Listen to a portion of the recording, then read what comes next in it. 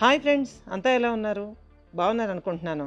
మీ అందరికీ నచ్చేటటువంటి horror ఎలిమెంట్తో horror and mystery కలిపి బాగా దట్టించి రాసినటువంటి మిస్టరీ నవల, అట్లాగే హర్రర్ నవలగా కూడా చెప్పుకోవచ్చండి, మన జయంత సేన. ఈ మిస్టరీ హర్రర్ నవలకి మీ అందరికీ స్వాగతం. ఇంకా మన ఛానల్ని, ఆడియో ఫేస్ ఛానల్ని సబ్స్క్రైబ్ చేసుకోండి, లైక్ చేయండి, షేర్ చేయండి. అట్లాగే కామెంట్స్ రూపంలో మీరేమనుకుంటున్నారో తెలియచేయండి. ఇక ఆలస్యం చేయకుండా మనం మెయిన్ స్టోరీలోకి అయితే వెళ్ళిపోదామండి. రండి, ఆస్వాదించండి, ఆనందించండి, ఎంజాయ్ చేయండి, ఎంకరేజ్ చేయండి మన జయంత సేన. ఇక కథలోకి అయితే వెళ్ళిపోదాం పదండి. తెల్లారుజామున మెలకు వచ్చింది డాక్టర్ అగస్త్యన్కి. క్రితం రాత్రి మణికర్ణికి ఇచ్చిన షాక్కి దాదాపుగా కోలుకోలేనంత నిస్త్రాణగా అనిపించింది. దేన్ని ఎలా అన్వయించుకోవాలో అర్థం కాక విపరీతమైన టెన్షన్ వచ్చేసింది. తెల్లారుజామున అలా టేబుల్ దగ్గర నిద్రపోయాడు. టక్కున మెలకు వచ్చింది. టైం చూసుకున్నాడు. 4:30 దాటింది. మెల్లగా లేచి వాటర్ తాగాడు. తలంతా దిమ్ముగా అనిపించింది. రిలాక్స్గా కూర్చుని బెల్ నొక్కాడు. ఎవరూ రాలేదు. తనే వెళ్ళి నర్సింగ్ స్టేషన్లో కాఫీ తెమ్మని చెప్పి వచ్చి కూర్చున్నాడు. వీటన్నింటినీ ఎలా చూడాలి? అసలేంటి కథ? పూర్వజన్మలు, పునర్జన్మలు. తను నమ్ముతాడు. మనసు మీద ఆ జ్ఞాపకాల ప్రభావాన్ని నమ్ముతాడు. కానీ మరీ ఇలా సినిమాలా? ఎలా సాధ్యం? కల్పిత కథలా? మాయాజాలంలా? ఎలా? నిలువెత్తు మనిషిని కళ్ల ముందే మాయం చేయగలగడం ఇదెలా సాధ్యం? మ్యాటర్ మాయం కావాలంటే ఎలా? పురాణ కథల్లో మాత్రమే ఉన్న విద్య.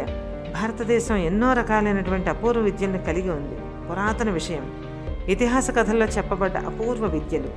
మేఘాల్లో నారదముని ఎగురుతూ పాటలు పాడటం. సడన్గా ఓ గొప్ప ముని రాజభవనంలో కళ్ళెదురుగా ప్రత్యక్షమై అందరినీ దీవించటం. మనిషి చేతిని పట్టుకొని ఆమెతో సహా మాయం కావడం. పాత జానపద సినిమాల్లో లాగా. ఎలా సాధ్యం? మన చరిత్ర కావ్యంలో ప్రవరాఖ్యుడు కాలికి మంత్రించిన పసరు రాసుకుని హిమాలయాలకు పోవడం, ఆ పసరు కరిగిపోగానే తిరిగి ఎక్కడికి పోలేకపోవడం. ఇవన్నీ మాయలు మంత్రాలు అనుకునే కాలం కూడా పోయి అంత ట్రాష్ కల్పన అనే కాలంలో ఉన్నాం మనం. చంద్రుడి మీద ఎప్పుడో కాలు పెట్టేశాడు మనిషి. విశ్వాంతరాళాల్లో ఇంకెక్కడైనా మనిషిలాంటి బుద్ధిజీవులు ఉన్నాయా అని వెతికేస్తున్నాడు మనిషి. మరో మెట్టు వెళ్ళి భూమిలాగానే ఇంకో గ్రహం మీద ఏం పండించవచ్చు అని కూడా పరిశోధిస్తున్నాడు. చంద్రబింబం లాంటి ముఖం కలదానా అని ఒక ప్రియుడు ఈ రోజుల్లో ఏ అమ్మాయిని పొగళ్ళాడు. అంత గతుకులు మచ్చలు ఉన్నదాన్నా అని చెప్పి ఆ పిల్ల ప్రేమకే బ్రేకేజ్ చెప్పి వెళ్ళిపోతుంది. అలాంటి ఆధునిక కాలంలో ఈ మనిషి మాయం కావడం, క్షణాల్లో 6వ అంతస్తులో ప్రత్యక్షం కావడం ఎలా సాధ్యం? కాదని అనలేడు, అవునని ఒప్పుకోలేడు. Sir, coffee. నర్స్ మాటలతో ఆలోచనలు కాస్త చెదిరాయి. సిస్టర్, వెళ్ళిపోతున్నామని పిలిచాడు డాక్టర్ అగస్త్యన్. సార్, ఆగింది ఆ అమ్మాయి. ఆ స్పెషల్ రూమ్కి అటెండెన్స్ ఉన్నారు కదా అడిగాడు. 2 ఉన్నారు సార్. పిలవాలా సార్ అడిగింది ఆమె. నో, బట్ కేర్ఫుల్గా ఉండాలి అన్నాడు ఆయన. అలాగే సార్. వెళ్ళిపోయింది. తను అనవసరంగా చెప్పాడా అనుకున్నాడు అతను. ఈ మధ్య ఈ ఒత్తిడికి ఒక్కోసారి బ్యాలెన్స్ కోల్పోతున్నానా మరోసారి అనుకున్నాడు. ఆ ఏలియన్స్ మళ్ళీ ఏం చేశారో అనుకుంది ఆ అమ్మాయి. తన డ్యూటీగా అగస్త్యన్ చెప్పింది హెడ్తో చెప్పేసి నిశ్చింతగా కూర్చుంది. కాఫీ తాగాక బ్రెయిన్ కాస్త పనిచేయడం మొదలెట్టినట్టుగా ఫీల్ అయ్యాడు అగస్త్యన్. మెల్లగా లేచి శశికాంత్ని ఉంచిన ఐసీయూకి బయలుదేరాడు. మనసంతా ఇది అని తెలియని బాధ ఆవరించుకుంది. మెరికల్ అంటే డాక్టర్, చాలా భవిష్యత్తు ఉన్నవాడు. ఈ జ్ఞాపకాలు ఎందుకోసం వచ్చినా అతని వాస్తవ జీవితాన్ని మాత్రం నాశనం చేసే అధికారం ఎవ్వరికీ లేదు. Bloody idiots. మణికర్ణికను ఉద్దేశించి కసిగా పళ్ళు నూరుకున్నాడు. ఎదుటి మనిషి ప్రాణం పోతుందన్నా కదలకలేని సంస్కారహీనులు వాళ్ళొక మనుషులే. ఆయన ఆలోచనలు ఆగకుండానే లిఫ్ట్ మాత్రం ఆగింది. లిఫ్ట్లోంచి బయటకు వచ్చి యథాలాపంగా చూసిన డాక్టర్ అగస్త్యన్ కళ్ళు బయర్లు గమ్మేశాయి. కోమాలోకి వెళ్ళిపోయిన శశికాంత్ని ఉంచిన ఆ రూమ్ ముందు నిలబడి డోర్కున్న అద్దంలోంచి శశికాంత్ని పరీక్షగా చూస్తోంది మణికర్ణిక. చేతులు తలుపుని గట్టిగా పట్టుకున్నాయి. ఆరాటంగా ఉన్న ఆమె ముఖం తడిగా ఉంది. అంటే ఏడుస్తోందన్నమాట. ఆమె వీపు మీద కప్పుకున్న పవిట తొలగడంతో దట్టమైన రంగులో మెరుస్తోంది జెండా ఆకారంలోని పచ్చబొట్టు. అది అగస్త్యన్ని బాగా ఆకర్షించింది. అసలు మణికర్ణికని అక్కడ ఆ స్థితిలో ఆ సమయంలో ఊహించలేదు అతను. ఆమెను అక్కడ చూడగానే కంగుతిన్నాడు. కానీ ఈసారి మాత్రం వదలదలుచుకోలేదు. మెల్లగా దగ్గరికి వెళ్ళి ఆమె భుజం మీద చెయ్యి వెయ్యబోయాడు. అసలు కళ్ళు వెనకే ఉన్నంత షార్ప్గా వెనుతిరిగింది మణికర్ణిక. విస్తుపోయాడు అగస్త్యన్. అతని కళ్ళు నిప్పులు చెరుగుతున్నాయి. ఏం మిగిలిందని చూస్తున్నావు కఠినంగా అడిగాడు అగస్త్యన్. నేనేమి చేసినాను సామి? ప్రతిసారి నన్ను అనుమానిస్తూ ఉండినారు కళ్ళెర్రబడుతుండగా అడిగింది మణికర్ణిక. అనుమానమా? ఎందుకు? నువ్వే కారణమని ఖచ్చితంగా తెలుస్తుంటే ఏమడిగినా బతిమాలినా అక్కడికి ప్రాణాలే పోయినా వదలవు, కదలవు. అలాంటిది అంతా అయిపోయాక ఇక్కడ నీకేం పని? ఆడదానివే, కనీసం జాలైనా లేదు నీకు? అసహ్యంగా చూస్తూ అడిగాడు డాక్టర్ అగస్త్యన్. నిర్ఘాంతపోయింది మణికర్ణిక. పరిస్థితులు గమనించవా స్వామి?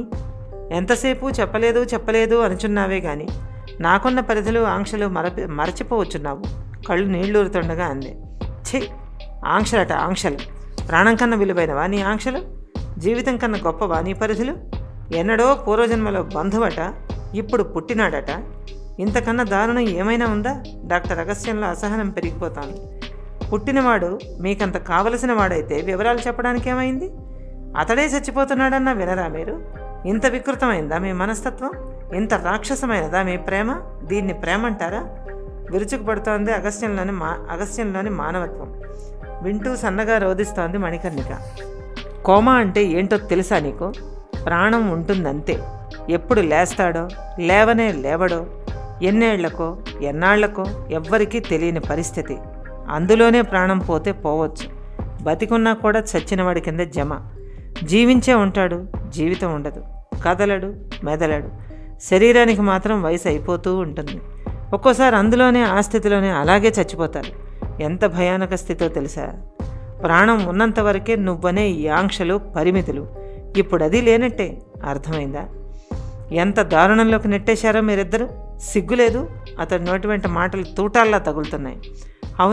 అవునా స్వామి? నా చంద్రభూపతికి అంత దుర్భర స్థిత? అయ్యో చెన్నకేశవ, పరోక్షముగా మమ్మల్ని ఎందుకు కలిపినావు స్వామి? ఈ కఠోర స్థితి చూసి ఈ స్థితి నుండి నేను విముక్తి లేకుండా పోవాలినా? ఒక్కసారిగా నేల మీద కోలపడి ఏడవసాగింది మణికర్ణిక. ఆ స్త్రీ హృదయ విదారకమైన ఏడుపు చూడగానే టక్కున దిగిపోయింది అగస్త్యన్ కోపం. తను తానే మొదలంచుకుంటూ చుట్టూ చూశాడు. ఒక 5-6 స్టాఫ్ నిలబడి విచిత్రంగా చూస్తున్నారు. ఆమె వీపు మీద జెండా ఆకారంలోని పచ్చబొట్టు ముదురు నాచు రంగులో మెరుస్తోంది.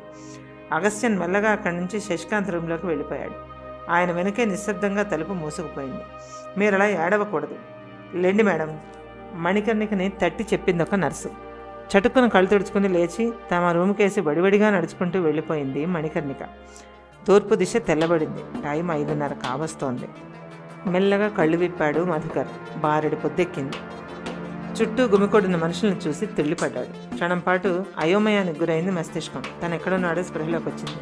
లేవాలని ఉన్నా లేవలేకపోతున్నాడు. అతనికి అర్థం కాని ఏదో భాషలో చుట్టూ ఉన్నవాళ్ళు మాట్లాడుకోవడం చూశాడు. ఏమైంది తనకి ఆలోచించాడు. ఓ పట్టాన గుర్తు రాలేదు. ఎలా ఉంది మధు? స్వచ్ఛమైన తెలుగు. చెవులకు విందుగా అనిపించింది మాట. మెల్లిగా తల తిప్పాడు. పక్కనే కూర్చున్న కేశవరాయప్ప ముఖం వెడల్పుగా కనిపించింది. మళ్లీ కళ్ళు మూతలు పడిపోయాయి. మధు తాగిన మత్తు పానీయం వల్ల 24 గంటలుగా అదే స్థితిలో ఉన్నాడు మధు. తెల్లారేసరికి గుడిసెలోకి వచ్చిన వారికి లోటాతో ఉలికిన పానీయం అస్తవ్యస్తంగా పడున్న మధును చూడగానే విషయం అర్థమైంది. కేశవరాయప్ప కబురు వెళ్ళింది. మందారి ఆందోళనగా ఉంది. అతడిప్పుడు తమ అతిథి. అతడికి ఏమన్నా అయితే తమ మర్యాద పోతుంది. అందుకే అన్ని పనులు మానుకుని మధుకి ఆ పానీయం తాలూకు మత్తు విరుగుడు ఎట్లాగా అనే ప్రయత్నాలు మొదలుపెట్టింది మందారి. అదే సమయానికి ఇక్కడ గెస్ట్ హౌస్లో, సార్, మన గార్డులు పడి ఉన్న చోట ఇవి ఉన్నాయి. మరొక గార్డు వేగంగా వస్తూ అన్నాడు. మిథున్, జయరాజ్ ఏదో మాట్లాడుకుంటూ ఉండగా మధ్యలో వచ్చాడా గార్డు. మాటల మధ్యలోకి ఎవరన్నా వస్తే చెడ్డ చిరాకు జయరాజ్కి. అసహనంగా ఏదో అనబోయి ఆ గార్డు చేతిలో ఉన్న వస్తువును చూస్తూనే ఆశ్చర్యపోయాడు. అది కోసైన ఇనుప వస్తువు. ఏరో ఆకారంలో ఉందది. దాని ములుకలకి ఏదో నీలం రంగు లాంటిది పూయబడి ఉన్నట్టుగా అంటుకున్న మచ్చ కనపడుతూ ఉంది. వాన తడిలో ఉండడం వల్ల చాలా వరకు పోయింది అది. ఆ రంగులాలుంది. ఆ రంగు కూడా వింతగా ఉంది. చిన్నపిల్లలు ఆడుకునే విల్లులోని బాణంలా ఉంది. ములుకు మాత్రం చాలా షార్ప్గా మెరుస్తోంది. ఏంటది అన్నాడు జయరాజ్. తెలీదు సార్, అక్కడుంది. గార్డులు సెన్స్లెస్ కావడానికి కారణం ఏమై ఉంటుందా అని పైకెళ్ళి చూస్తుంటే ఇది కనపడింది సార్. మీకు చూపించాలని తెచ్చాను అన్నాడు ఆ గార్డు వినయంగా. మిథున్ పరీక్షగా చూశాడు. అతనికేం అర్థం కాలేదు. ఆ రంగేంటి అనుకున్నాడు. ఎవరు వాడతారు, ఎందుకు వాడతారు? ఆట వస్తువులా? రకరకాలుగా ఆలోచిస్తూ చూడసాగాడు. సార్, ఇదేంటో మనకెలా తెలుస్తుంది అన్నాడు అతను. గుడ్ మార్నింగ్ సార్, అలాంటివి అడవిలో కొన్ని తెగలవాళ్ళు వాడతారు. మనకెక్కడివి సార్? ఎన్నిసీను వస్తూ అన్నాడు. మిథున్ చేతిలో బాణాన్ని వింతగా చూశాడు. వాట్, ఆటవిక తెగలా సీను? డాక్టర్ మిథున్ ఆసక్తిగా అడిగాడు. జయరాజ్ వింతగా చూశాడు. అవును సార్, ఇక్కడ ప్రాంతాల ఆటవికులు కొందరు ఇలాంటి బాణాలకు విషం కూడా పూసి వేటాడతారు. అది కూడా బాణాల్లో వాడతారు. చాలా విషం. ఎన్నిసీను భయంగా అన్నాడు. అలాగా, చూద్దాం. నర్సుకి అందించి కవర్లో పెట్టు. సిస్టర్, ల్యాబ్కి పంపిద్దాం అన్నాడు మిథున్. అంటే ఆ ఆటవికులు మన గాడ్స్ని చంపాలని చూశారని అర్థం? జయరాజ్ ఆలోచనగా అన్నాడు. అంతేకాదు జయరాజ్ గారు, మన వాళ్ళు ఎప్పుడు దొరుకుతారా అని వాళ్ళెవరో వెంటాడుతున్నారని మనం అనుకోవచ్చా? ప్రొఫెసర్ ఆనందరామ్ గారు అడిగారు. ఆ మాటతో ఉలిక్కిపడ్డాడు జయరాజ్. కరెక్ట్. తన మనుషులు ఎప్పుడు దొరుకుతారా అని వాళ్ళెవరో వెంటాడుతున్నారని కదా అర్థం? ఎస్, వెంటాడుతున్నారు. నిజం. అంటే తన మనుషుల్ని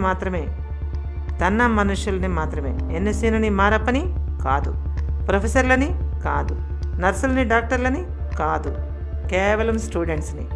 అందుకు అడ్డు తగిలారు కనుక గాడ్స్ని. ఎస్, స్టూడెంట్స్ మీదనే టార్గెట్. అందుకే మదన ఎత్తుకుపోయారు. అందుకనే తన కూతురు జయంత్ అలాగైపోయింది. ఈ అడవి మనుషులకే అలాంటివి తెలుస్తాయి. ఈ బాణాల్లాగే ఏదో ఉపయోగించి తన జయంత్ని ఈ స్థితికి తెచ్చుంటారు. జయరాజ్ కళ్ళు ఎర్రగా జీరలు తేలాయి. కరెక్ట్. అందుకే తన బేబీ ఇలాంటి స్థితికి వచ్చేసింది. పూర్వజన్మలో కాదు, ఏ తొక్కలేదు. వాళ్లే ఆ పామును కూడా మేనేజ్ చేసి ఉంటారు. ఇలాంటివి అలాంటి అడవి మనుషులకే తెలుస్తాయి. ఎస్, మిస్టరీ వీడిపోయింది, గట్టిగా పైకే అన్నాడు జయరాజ్. వాట్ సార్, ఏంటి విడిపోయింది? ఆసక్తిగా అడిగాడు మిథున్. ఈ మిస్టరీ అంతా విడిపోయింది మిథున్. మధు మిస్సింగ్కి, నా బేబీ హెల్త్కి, అన్నింటికీ కారణం తెలిసిపోయింది. ఈ న్యూసెన్స్ అంతటికీ కూడా, కోపంగా అన్నాడు జయరాజ్. వాట్, తెలిసిపోయిందా? చెప్పండి సార్.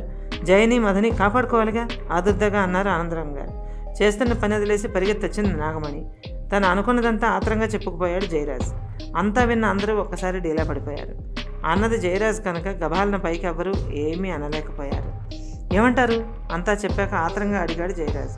అది కాదు సార్, ఆ ఆటవికులు స్టూడెంట్స్ని ఏదో చేయాలనుకోవడం రైట్ అయి ఉండొచ్చు. కానీ గార్డ్స్ని ఆ టైంలో అటాక్ చేయడం అంటే వాళ్ళు కనిపెట్టుకుని ఎదురు చూస్తున్నారనేది నిశ్చయం. అది ఎవరి కోసం అనేది తెలియాల్సి ఉంది, స్పష్టంగా అన్నాడు డాక్టర్ మిథున్. అంటే నేను చెప్పిన వెర్షన్ కరెక్ట్ కాదంటారా? కోపంగా అన్నాడు జయరాజ్. నో సార్, మీరన్నది నిజమా కాదా అన్నది కాదు మన ప్రశ్న. వాళ్ళ బారి నుండి ఇంకెవరికైనా ప్రమాదం ఉందా? ఉంటే అది ఏ స్థాయి ప్రమాదం అన్నదే ప్రశ్న సార్, మారప్ప అన్నాడు. జయరాజ్కి కూడా సమస్యలోని వాస్తవం తట్టింది. ఈ అడవిలో ఏదో మిస్టరీ దాగుందండి, అది నిజం. అది తేలే వరకు బహుశా మేము వెళ్ళడం కుదరదు అనుకుంటాను, నిస్పృహగా అన్నాడు జయరాజ్. ప్రశ్నల్లాగే మిగిలాయి. మళ్ళీ సమస్య మొదటికే వచ్చింది. దెబ్బతిన్న గార్డులు కూడా ఏమీ చెప్పలేకపోతున్నారు. ఎక్కడ శరీరం మీద చెప్పుకోదగ్గ గాయాలు కూడా లేవు. టీ తీసుకోండి సార్. నాగమణి తెచ్చిన టీని సర్వ్ చేశాడు ఎన్నిసీని. టైం ఉదయం 7 గంటలు అవుతుంది. స్టూడెంట్స్ మీ లగేజ్ సర్దుకోండి, 8 గంటలకు బయలుదేరాలి. మైసూరులో మధు గురించి కంప్లైంట్ ఇవ్వాలి. పదండి, బీ రెడీ. ప్రొఫెసర్ ఆనందరామ్ స్టూడెంట్స్ని అలర్ట్ చేస్తూ అన్నారు.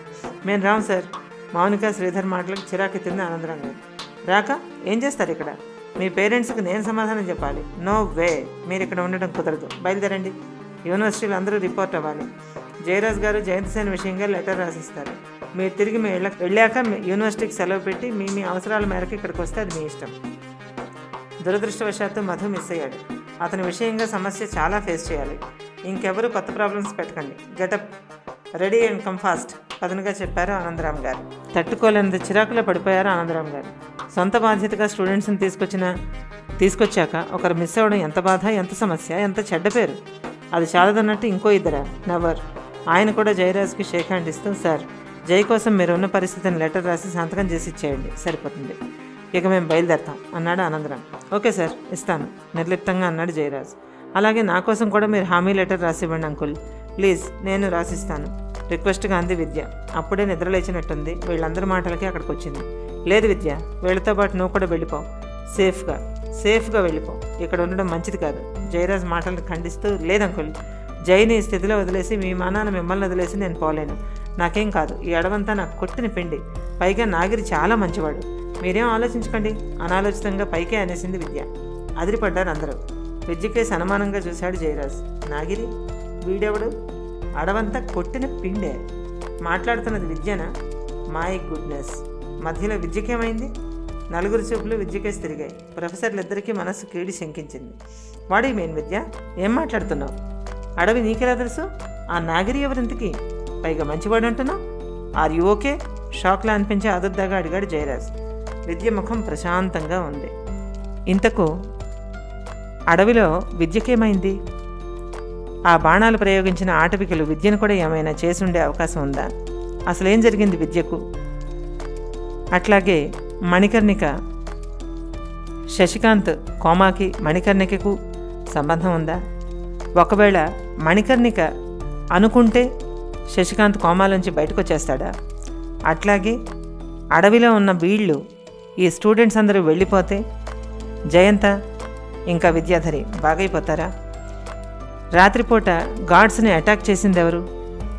గార్డ్స్ని అటాక్ చేసిన తర్వాత వాళ్ళని చంపకుండా మత్తులోకి మాత్రమే పంపించేటటువంటి బాణాలని తయారు చేసింది ఎవరు? అసలు అవసరం ఎవరికి ఉంది? ఆ బిల్డింగ్ మీద అంతగా ఒక కన్నేసి కనిపెట్టవలసిన అవసరం ఎవరికి ఉంది? ఎవరు ఆ బిల్డింగ్ని షాడో చేస్తున్నారు? ఈ ప్రశ్నలు తెలుసుకోవాలనుకుంటే వచ్చే ఎపిసోడ్ దాకా ఎదురు చూడవలసిందే, తప్పదండి.